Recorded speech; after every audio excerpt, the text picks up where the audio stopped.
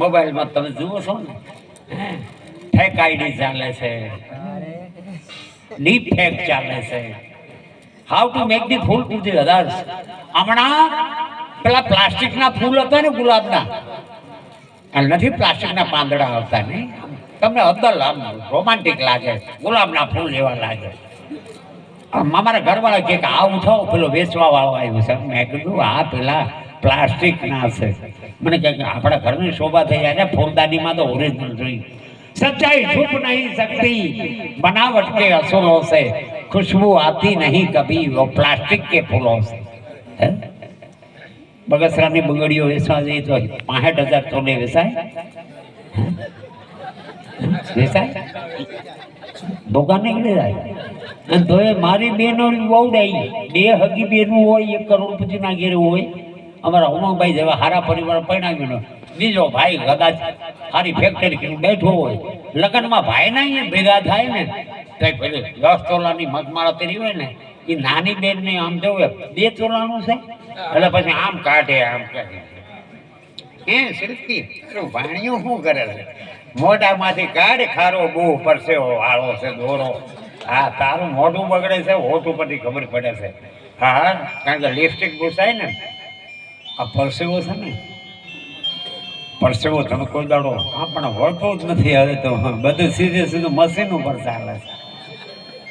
પરસેવો વાળવાનું કામ આપણા ઘરડા મા બાપે કર્યું સાહેબ. આ તમારી પરસેવાની કમાણી છે. આ તમારા જેવા દાદા હોય ને, એમના પરસેવાનું પુણ્ય છે. આ પરસેવો એટલે બીજાની સેવા કરી શકો. હા, પછી પરસેવો એટલે બીજાને ઘરમાં લાઈન ગાલો એવું નહીં પાછું. આવો નહીં તો ઘણા શોખીનો હોય છે. મોબાઈલ આવ્યા પછી તો ઘરવાળાને ડફોળવાના. ક્યાં હોય? હમણાં આપણે જીજાને ત્યાં બેઠો અને મસાલો પૂછતો હોય ત્યાં બાઈક ઉપર.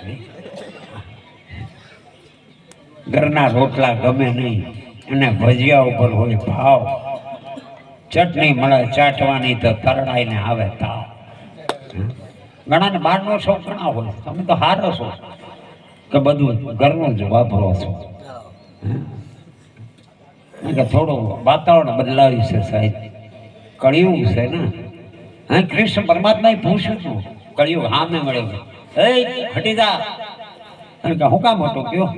તમારું કામ પૂરું થઈ ગયું. 5 પાંડવો ભેગા તમે હતા, હેમાળે હાડ ગાળવા પાંડવો નીકળ્યા, તમે શું કર્યું? એટલે કે આ તારું પડસાયું પડી ગયું. કૃષ્ણ તો આમ તો હારો માણસ.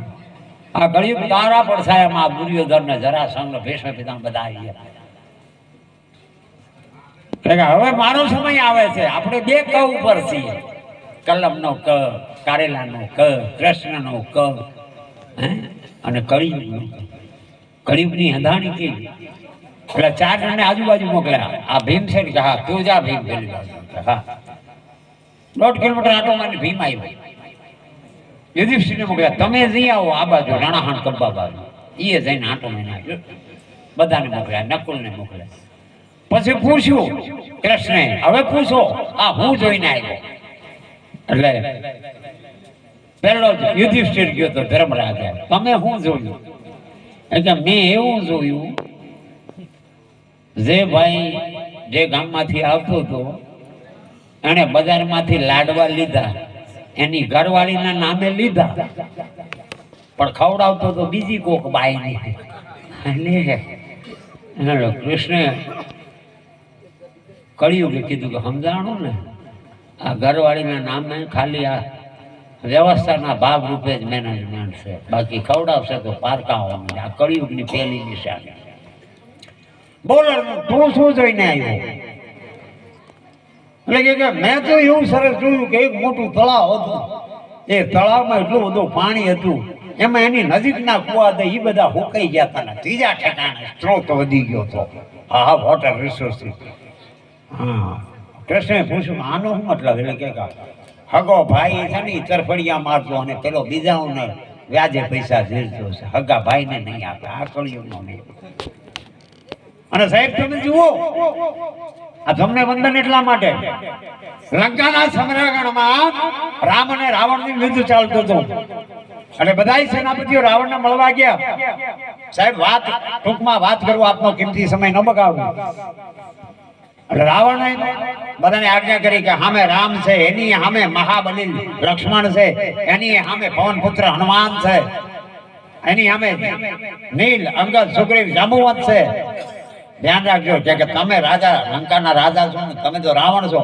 બધું સારું, પણ રામની સામે લડવાનું છે. ઈ સાક્ષાત પરમાત્માનું રૂપ છે, અને ભગવાનની સામે તો ગમે જવાના ટેબા નીકળી જાય. સાચવજો, પણ કે મરી જઈ તો મરતા પહેલા બનાવટ કરવાની કે આપણે તો રાક્ષસો છીએ. આપણે હારી જઈએ એમ લાગે તો બનાવટ કરવાની મુશ્કેલીમાં કે હું થવાનું કે હારવા માંડો તો બનાવટ કરી લેવાની, રૂપ બદલી નાખવાનું. એટલે બરોબર લંકાના સમરાંગણમાં હનુમાનજી આ બધા બરોબર તડાતડી બોલવા માંડી. એટલે હનુમાનની સામે બીજો ડુપ્લિકેટ રાવણ વાળો હનુમાન થઈ ગયો, લક્ષ્મણની સામે બીજો ડુપ્લિકેટ લક્ષ્મણ થઈ ગયો. અને બરોબર રામની સેનામાં જેટલા સૈનિકો હતા એવા સૈનિકો રાવણ વાળા થઈ ગયા. બધા પછી તલવારો ગદાઓ લઈને ફરવા માંડ્યા. એટલામાં વિભીષણ નીકળ્યા. અને જીવતા તો અંદર અંદર લડે છે હું એટલે મુંબઈ હનુમાન. એટલે હનુમાનજી કહીને બોલો વિભીષણ મહારાજ, આ શું છે કે માયો માય પટકાણું છે? આ રામની આ લક્ષ્મણની સામે લક્ષ્મણ, હનુમાનની સામે હનુમાન. આ ખબર નથી પડતી આમાં રામ વાળા ગયા છે રાવણ વાળા ગયા છે. એટલે હનુમાનજી તો સાહેબ રામનો દાસ ને, અને કીધું કે હમણાં જુદા પાડી દીધું, અને કહી દીધું કે હમણાં તમને ખબર પડી જાય કે કેવી. અને જોરથી જ્યાં બોલાય બોલીએ રામચંદ્ર ભગવાન કી. આજે રામચંદ્રની જે બોલાણી એટલે રામ વાળા હતા ને એમણે તલવારો ફેંકી દીધી, ગદાઓ ફેંકી દીધી અને હાથ ઊંચા કર્યા. પણ રાવણ વાળા તો પ્રેક્ટિસ જ નથી, એટલે એમને મેં ગદાઓ વેચ કર્યા કે જો આ એમને ફરે છે ને એ રાવણ વાળા છે. અને આ જાણે હાથ ઊંચા કરીને જે બોલાય ને એ બધા રામ વાળા છે. હવે આપણે નક્કી કરવું આપણે રામ વાળા છીએ.